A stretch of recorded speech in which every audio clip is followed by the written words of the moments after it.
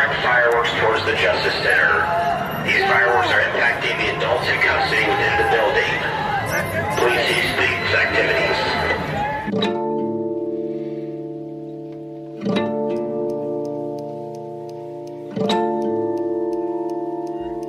Violence has a curious way of rendering you both more resilient to and less tolerant of more violence. By the start of July, every regular protester and press member in the city of Portland had seen dozens of flashbang grenades detonate within feet of their heads. In June alone, I was tear-gassed at least 60 times, and there are literally thousands of other Portlanders who endured similar barrages. We'd all run like hell from charging riot lines, which is an experience in and of itself. I've been to war zones on 2 continents, I've been shot at, and I've been shelled once, and I can honestly say that being bull-rushed by dozens of armored policemen ranks as among the most frightening things I've ever experienced. It's certainly less lethal than coming under sniper fire, but there's something uncontrollably panic-inducing about being chased by a wall of angry men who want to harm you. The lizard part of your brain starts firing. Panic rises up in the primal hinterlands of your brain. If you aren't careful, it takes over completely. And even if you do stay in control, the adrenaline coursing through your system, it'll make your hands shake. It'll blur the parts of your mind that make coherent thought possible. Portland protesters learned a lot through the month of June, but one thing they didn't quite figure out was how to stand up against a charging riot line.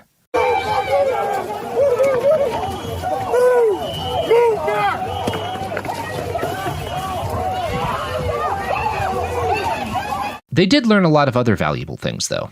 Tear gas went from something that instantly dispersed crowds to more of a moderate annoyance. Some of this was a product of people acquiring gas masks and respirators, but more of it had to do with people learning how to treat gas injuries, how to put out or throw back smoking canisters, and most importantly, how not to panic while choking on poison. One major way this information spread in the early days were live streams. Conundrum, a blind journalist who recorded soundscapes of the Portland riots, recalls how she used live stream audio to train herself up before going out. I'd been, since the first week, helping out in ways I can, sort of from behind the scenes, constantly. And it took until mid to late, because initially when all this started going down, here in Portland, I was like, how can I be involved? Logic brain is going, okay, Katie, you're blind, not safe for you to go out there. All of these reasons why a blind person probably running through clouds of tear gas, not the greatest idea you've ever had.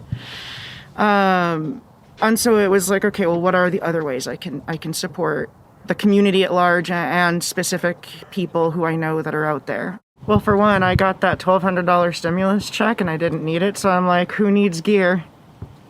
So donating into different organizations, that was one way that I could help very easily in my position. I live by myself. I live like a student because I am a student. And also supporting friends that I had who were out on the ground, sitting there watching all of the live streams and following all of you guys that were out there on the ground since day one.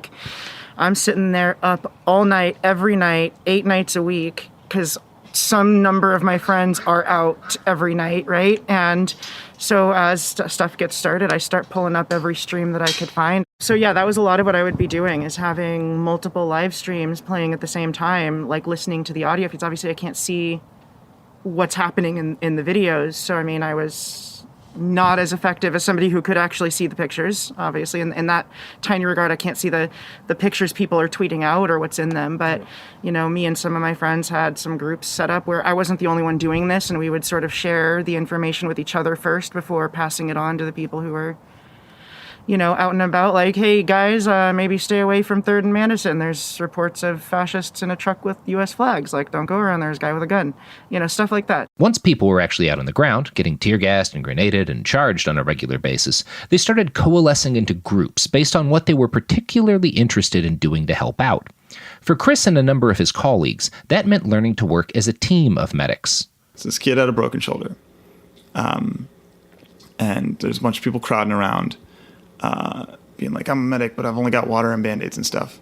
And I wandered up and I said, hi, my name's Chris. I have triangle bandages. Would you like one? And so I met a medic friend that way. And then I met all of their medic friends. And I was like, well, we should keep in contact. You guys have Signal. I made a small Signal group. And And then I started to meet other medics and like get their signal information. I met other medics that were doing the same thing. And so we all kind of, like everybody kind of met like 5 medics, and all 5 medics knew another 5 medics. And so it all kind of coalesced like that. So there's a lot of independent medics, but really there are these medic groups. And within the internal communications that we have, we usually have like a few people, like 1 or 2 people from each group. Like I'm with Pam. I know other medics that are with Pam that are in like a in communication.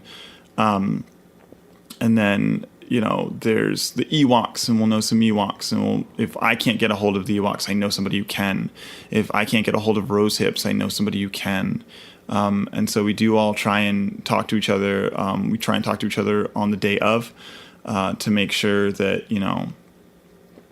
like we're all on the same page, because different medics have different styles. And then another reason that's so important is because, especially in emergency medicine, you're taught how to deal with like biohazard situations, things where you need to triage, things where there's a lot of patients at once. And there's a lot of people coming from different places to be medics. And you have to learn, who's above you, who's below you, so that you're not stepping on each other's toes and getting in each other's way. And so learning what everyone's scope of practice is was very important. And that's just kind of a standard question that we ask now. If you meet somebody that you haven't met and they're like, oh, I'm a medic, you'd be like, oh, hey, cool. My name's Chris. I was trained as an EMT. If you don't mind me asking, what's your scope of practice? Because sometimes there are people who be like, oh, yeah, I've been taking care of my mom for like 5 years, but I have no formal training. And be like, all right, cool. I'm going to keep that in mind so that when something happens, I don't ask someone like, hey, grab my SAM splint and mold it for me. I can be like, hey, hold my flashlight, guy. Or sometimes, when a lot of people get tear gas, those people are really good because flushing eyes isn't hard, and I can teach somebody how to flush eyes. And that way, if we've got those people flushing eyes and then someone else has like a broken bone, I can deal with that. There were small emergent groups who brought shields, others who brought traffic cones and water jugs to douse tear gas, and others who showed up with food and protective gear to hand out to protesters. A number of disabled activists who did not feel they could safely participate in toe-to-toe confrontations with riot lines filled valuable logistic roles, making sure that frontliners had ample water, respirator filters, and food. Juniper was one of hundreds of people who took it upon themselves to see that the Portland protests were supplied with what they needed. I was able to feel like I could go and drop off supplies. Like I am a middle class, upwardly mobile white person, and I have some money, and there are people out on the front lines putting their bodies and lives on the line. And so I was like, I'm gonna go give some snacks to people and get some water and just some other protective equipment and things that I had that I knew could be useful. Other small groups helped coordinate aid and raise attention for actions online. One of these organizations was Pop Mob, or Popular Mobilization, who formed early on in the Trump administration after a series of disastrous and bloody dueling rallies between fascist and anti-fascist protesters in Portland. Pop Mob acted as a sort of unifying bridge for different local anti-fascist groups, with a focus on getting the word out to large groups of what they called everyday anti-fascists. These were people who weren't hardcore activists, but didn't want Nazis marching around their city. When Portland's BLM movement took off, though, Effie Baum and their colleagues at Pop Mob decided they should take a less visible support role. So mostly just retweeting things, and then when people would share events with us, boosting those events or boosting different affinity groups that were involved in the nightly protests, and really just kind of providing basically a signal boost to the people that were doing the organizing, and specifically like focusing only on trying to boost BIPOC-led efforts, especially given all of the conversation around white anarchists and co-opting the movement, or the media like to blame everything on white anarchists, which then takes away the autonomy and disempowers the people that were in fact organizing those events, and the very real anger and justified anger behind those events. And so we also did not want to contribute to that narrative in any way, shape, or form. So we really made a very intentional effort to operate exclusively in a supportive role. A lot of us were there many nights and continue to go out many nights, but the organization as a whole did not have an organizational presence. As organizers, one of the, goals that we would, have is pushing back against kind of this like white supremacist culture that we all participate in every day. And so that was one of the main reasons we did not want to take any kind of lead in the organizing, is because it's one thing when we are coming out and organizing against like Joey Gibson and Patriot Prayer, who, the Proud Boys and those groups target a lot of different marginalized and vulnerable populations from, many different groups. And so in a sense, you could look at it and say that the work is similar. But at the same time, I think that it's important for the people who are most affected to be the voices that people are hearing. And especially because we've seen how much that the media has latched on to trying to discredit those voices by painting it as angry white anarchists. As the days and weeks wore on, Portland protesters grew hardened and increasingly effective at standing up to police violence. Tear gas and grenades stopped working to disperse crowds. Pepper balls, little paintball-style projectiles filled with mace and fired from a paintball gun, likewise lost their effectiveness as shields became more common. Police bull rushes remained the most effective tactic for dispersing crowds, especially since, by late June, most of those crowds were quite small. Portland protesters started gathering on Telegram, an anonymous messaging app, in order to coordinate and pass on intelligence. During events, people would warn each other of police charges and the presence of riot trucks. Before and after events, they would dissect their performance and discuss ways to improve. Near the end of June, they started talking about how protesters might form their own shield wall, something that could stand up against police charges. Now, in between numerous nights of reporting on riots, my partner Elaine Kinchin spent hours browsing through those conversations and watching as people worked out how to defend themselves from charging officers. I'm going to throw you over to Elaine now, explaining how that process came together. Well, since the very beginning of the protest, there had been various diagrams that were circulating on the internet. A lot of them came from things that had been done in Hong Kong. So different diagrams of roles that protesters could take to more effectively protect each other. Some of those involved laser pointers and some of them involved shields or helmets or supply line stuff.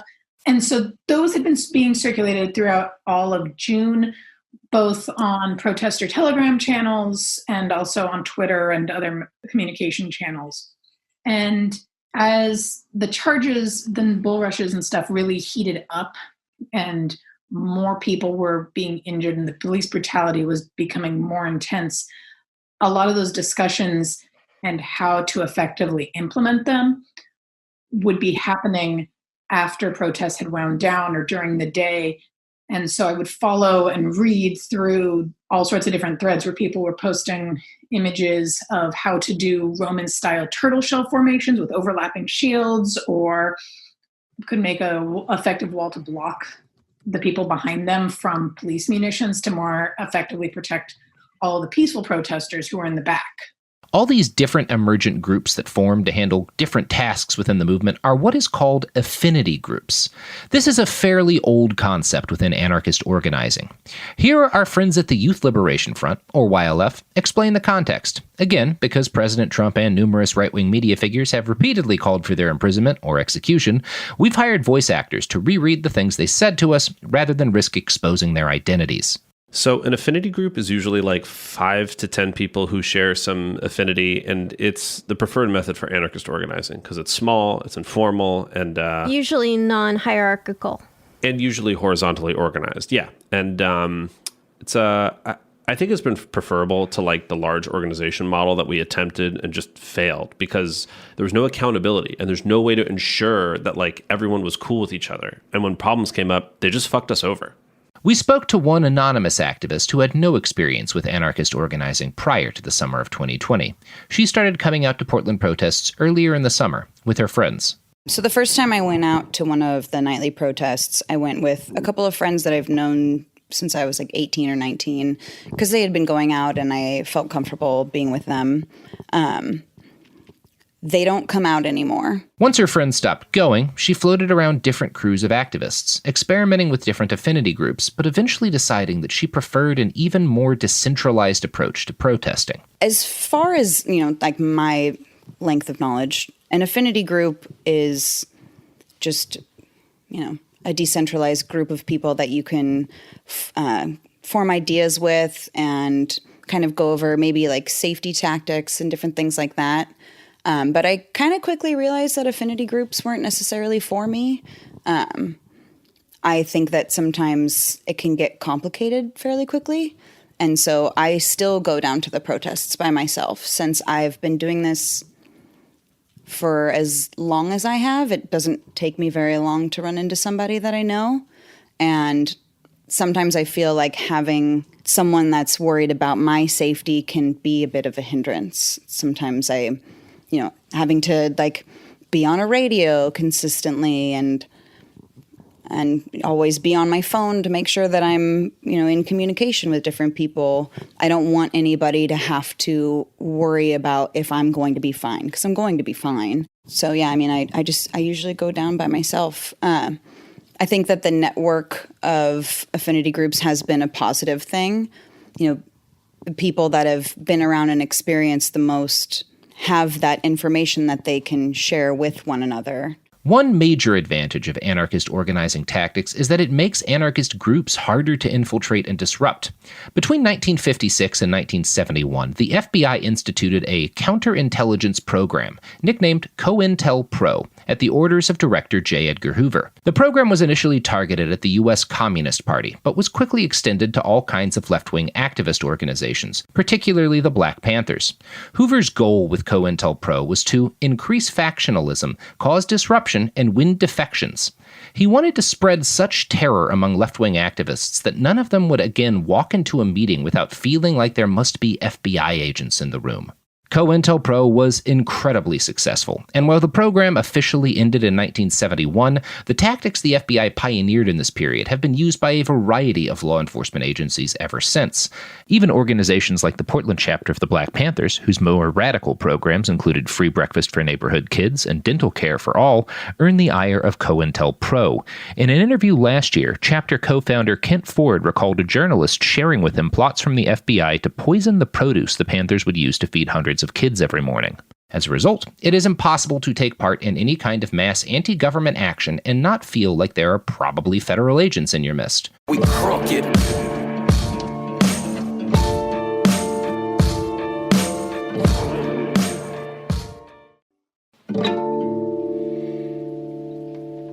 Organizing by affinity groups helps to negate some of the advantages the state has. It's impossible to know that any masked group of hundreds of people doesn't include undercover cops, but it is very possible to know that you and your 4 or 5 close buddies aren't cops. The only organizing that occurs in the open at a large-scale event is very basic and not legally incriminating, i.e., we're gathering at this park at 8 p.m., hearing speeches, and then marching at 9. On most occasions, either a specific organizer will pick the direction for that week's march, or a vote will be taken as to the destination. The decision to take part in any illegal activity, acts of property destruction and the like, is made by these small, independent affinity groups and sometimes just individuals on their own. Often only 2 or 3 groups out of a 300-person march will actually engage in serious law-breaking. The others are there to shout, wave signs, and stand up to confront the police when they inevitably arrive. This method of organization does have a number of weaknesses, which we will discuss in subsequent episodes, but it has proven more resilient to state surveillance than being part of an organization with a strict hierarchy. One major aspect of this is that many more dedicated Portland protesters take something called security culture very seriously. Here's the YLF again. Security culture. Security culture, I think, it's interesting. The risks you were taking and what precautions you need to take to be safe were because not every risk is going to have the same consequences. And so it's being able to judge those. And like, if you do something that's questionable, possibly illegal, don't talk about it. Don't incriminate yourself. Keep your mouth shut. Don't incriminate others. I mean, there's this Crime Think article called "What is Security Culture?" I believe, and that's like a great introduction for people who don't know. It's a very important part of like really any movement, because if you have bad security culture and you're putting yourself at risk or the organizers at risk, you're going to disrupt a movement because you're going to get people in trouble. So like that definitely plays like, don't talk about things you did. Don't photograph things you did. You can like, don't bring your phone if that's a thing you're able to do, because like they could track you. And feds in Portland literally clone phones and have like, they can just pinpoint you. So that's another thing where it's like, yeah, basically it's knowing the risk and knowing how to safely protect yourself from those risks. That zine, What is Security Culture? We like to make sure to send it to everyone who wants to get involved with us. That's like the first thing, yeah. It's the most basic thing that we send. None of these security measures were enough to protect people from being arrested by cops during actions. It doesn't matter how solid your digital security is or how trustworthy your friends are if a cop charges at you faster than you can run away. But good security culture can prevent activists from being arrested after actions.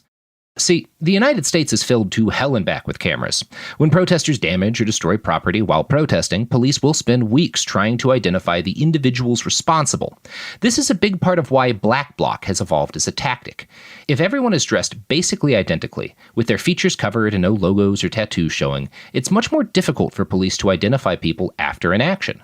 Going in block has disadvantages too, though, largely when it comes to optics. When you're properly blocked up, it will be difficult or impossible to determine your race.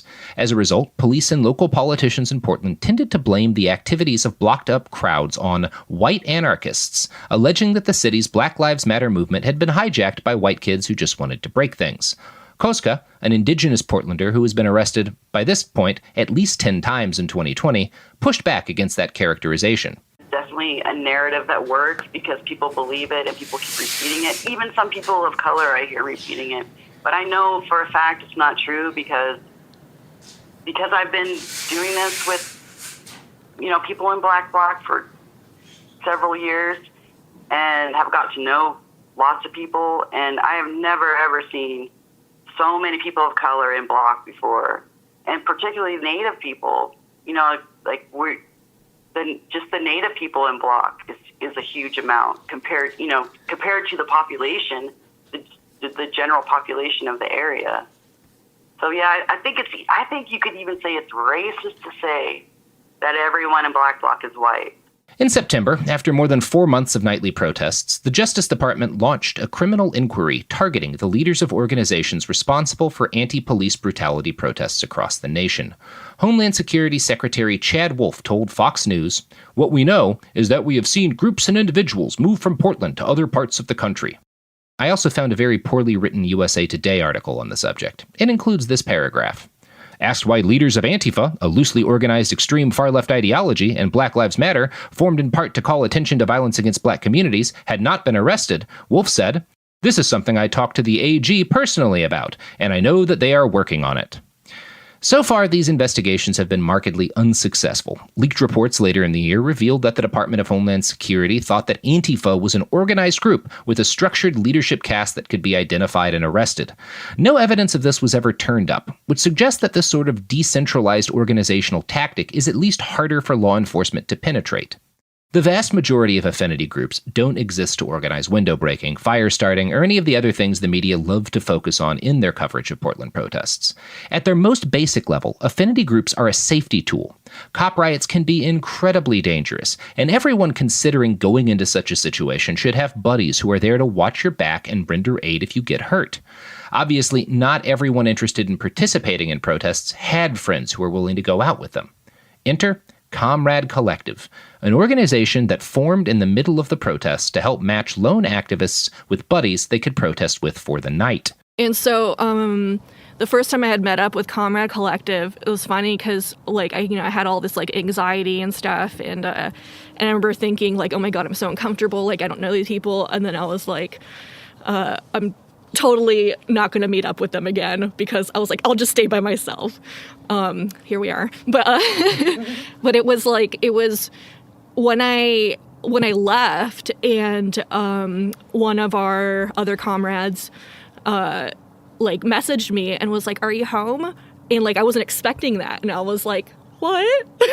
And I was like, "Oh my God, that's awesome!" And then just like getting used to like the checking in, you know, to make sure like they're not arrested or didn't get attacked by, you know, fascists or whatever. And so just kind of like, I think just getting exposed to like people, I'm like, oh my God, these are like strangers that I don't know that like give a shit about my well-being. And so that kind of in turn makes you care more about yourself, like, and then also want to do the same for others.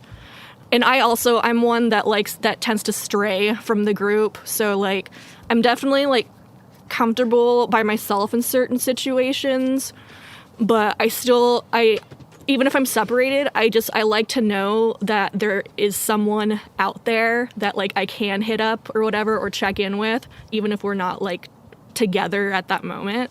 By the start of July, all the ingredients were in place for Portland's protest movement to display its first real, meaningful resistance to the violent might of a police riot line. Protests had seriously waned in the days prior to the 4th, with just a few dozen people showing up most nights.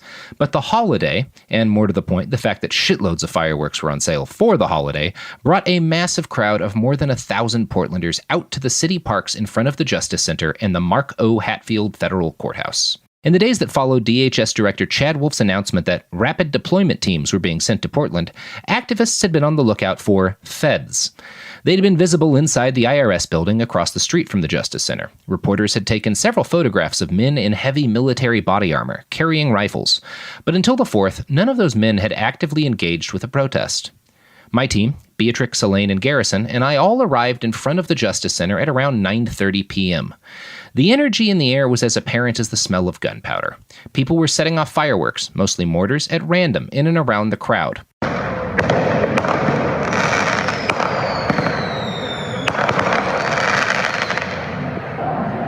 We hated it at first. After weeks of being repeatedly flashbanged by cops, we were all just ridiculously on edge. The first thing I saw upon arrival was a pile of American flags burning in a concrete pit that had once held a massive elk statue. For several nights in a row, protesters had set fires in and around the elk statue, not out of anger, but out of a desire to stay warm and, one assumes, for the joy of setting fires. Eventually, the city removed the elk out of fears that it might collapse and injure somebody. Protesters loved the elk statue, though, and began constructing a series of facsimile elk statues.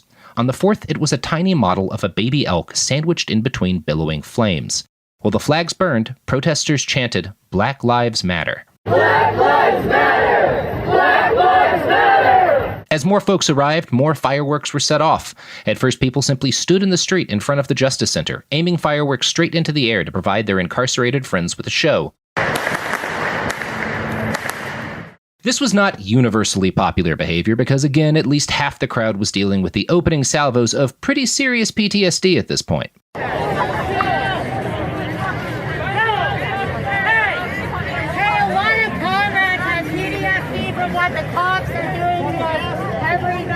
Of course, the fireworks continued, and once they hit a certain frequency, everyone's brains kinda got numb to the effect. If I can be honest, it started to be fun.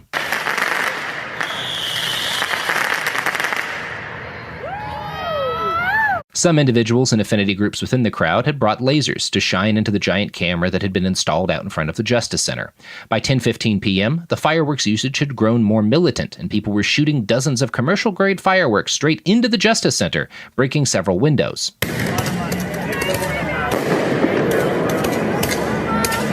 At least one prisoner inside was seen waving excitedly out to the crowd, which provoked rejoicing outside. The fireworks barrage continued, with protesters aiming occasional salvos at the federal courthouse, too. At around 10:35 p.m., the police finally showed up. Do not direct fireworks towards the Justice Center. These fireworks are impacting the adults in custody within the building. Please cease these activities. We crooked.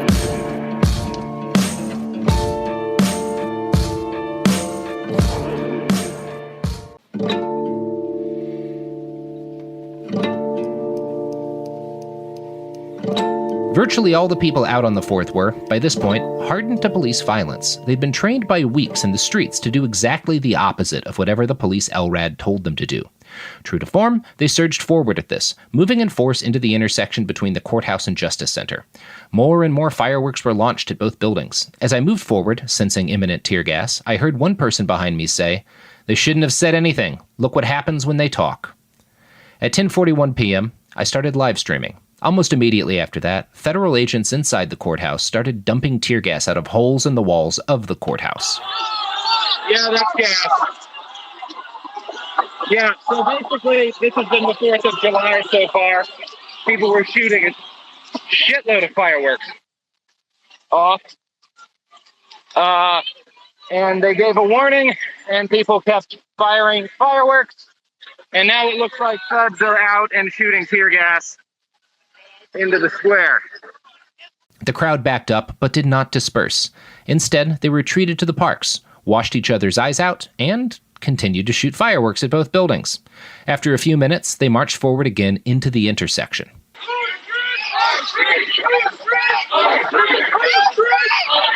No one knew it at the time, but with the first federal tear gas deployment and the decision of protesters to continue advancing on the courthouse, a series of events had been set into motion that would turn Portland into one of the biggest stories in the country, lead to hundreds of arrests and several near-fatal injuries. I don't believe any of the people in the crowd that night particularly wanted that to happen. I certainly saw no evidence of a concerted plan. Instead, what I saw was a community of battered people who had just spent weeks being gassed and grenaded and beaten with truncheons and arrested for crimes as minor as standing in an intersection with a sign.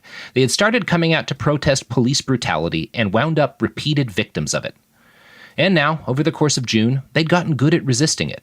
Each person there had learned tactics to mitigate police riot control agents. They'd come to trust their fellow Portlanders. And now, finally, there were enough of them out again to put up serious resistance to the cops. And they had sacks full of commercial-grade fireworks to throw back at the thin blue line shooting grenades at them. With all that psychic weight behind them, there was simply no way this crowd was going to back down to the demands of police or federal agents. Instead, the mass of Portlanders swarmed the front steps of the federal courthouse that had just gassed them. They began launching fireworks directly into its facade, shattering some of the windows higher up.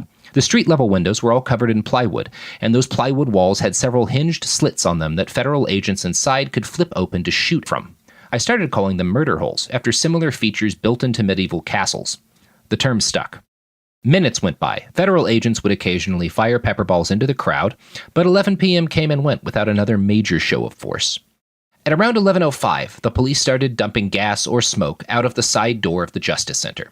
The feds dropped more gas out too, but instead of dispersing, the crowd moved back in an orderly fashion. Frontliners with umbrellas and shields moved to the front and deflected pepper balls, while medics washed out eyes and people with gas masks and respirators ran into the cloud to throw more fireworks at the courthouse.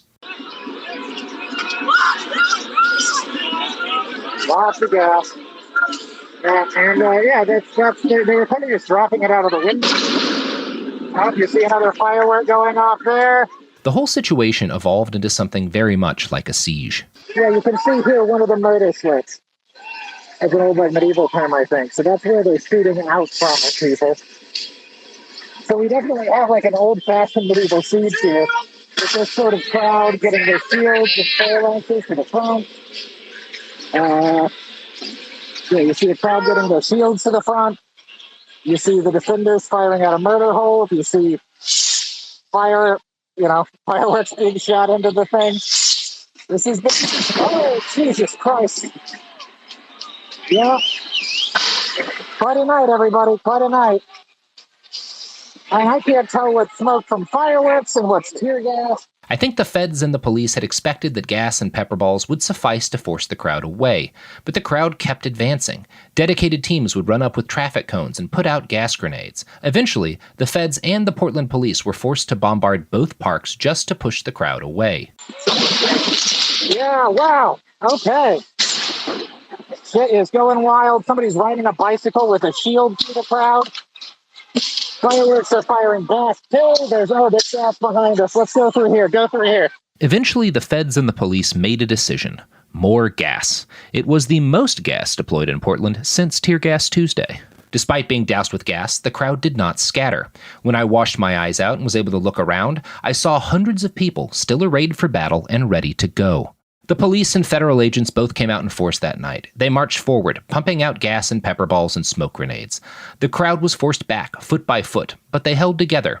I think DHS had expected that the presence of federal agents in military gear would have rattled protesters more. But activists just treated them like more cops. The sight of fully armored soldiers in military gear was unsettling, especially since no one at the time had any idea what agency they were with. Close, look at these guys. We got army guys, looking guys here. The combined feds and police succeeded in splitting the crowd in two through a combination of walls of gas and bull rushes. But both groups held together and proceeded to lead law enforcement on a 2-hour chase through the streets of Portland. There were moments of shocking brutality, where police would tackle protesters and drag them on their backs across asphalt into clouds of gas to arrest them. One protester we interviewed was arrested that night. She'd shown up as a shield bearer and had been one of the people protecting the crowd from incoming fire. Yeah, the 4th of July was wild. I think everyone went into that night knowing, this is the 4th of July, it's going to be a fairly big night. The protests they were going strong, and I showed up before the sun went down and was just kind of doing the thing that I had been doing the entire time leading up to that point, which is, I was far enough away from the police that I could be there if anyone got tear gas to help them with saline or something like that. And I had been coming out each night with extra gear to hand out to people that didn't have anything. So I was with one of my friends who ended up getting arrested right next to me. And I was giving someone saline, and he said, "Emily, get up, they're about to rush us." And I had been given a shield that night because the night before there was a woman who had been tear gassed really, really badly. And I gave her my personal gear. I'd given away all of my extra stuff. So I gave her my stuff. And someone came up to me earlier in the evening and was like, "Are you Emily?" And I was like, "Yeah." And they were like, "We made this for you. You helped my friend last night. And so this is for you." And so I had a shield with me. I used my shield to get up off of the ground, and I started to run. And that's when I got tackled and arrested. I had, after looking at the video, I remember feeling at least 2 knees on top of me. And, going back and thinking about it, I had a palm on top of my head. I ended up with a black eye that I had for 3 weeks. But someone was palming my face into the pavement. And so, I get up, I had a backpack on, they cut my backpack off of me. The officer that arrested me told me that I had tried to hit a police officer with my shield. And I just very calmly and politely said,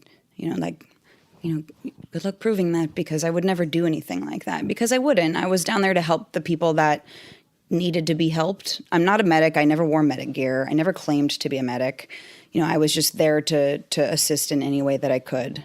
Both crowds engaged in something of a fighting retreat for the better part of 2 hours. When police would mass up for a bull rush, protesters would launch fireworks into their riot line. This disrupted them every time and seemed to even panic some. Eventually, the police grew so weary of being blasted that they pulled back, and both crowds were able to escape pursuit.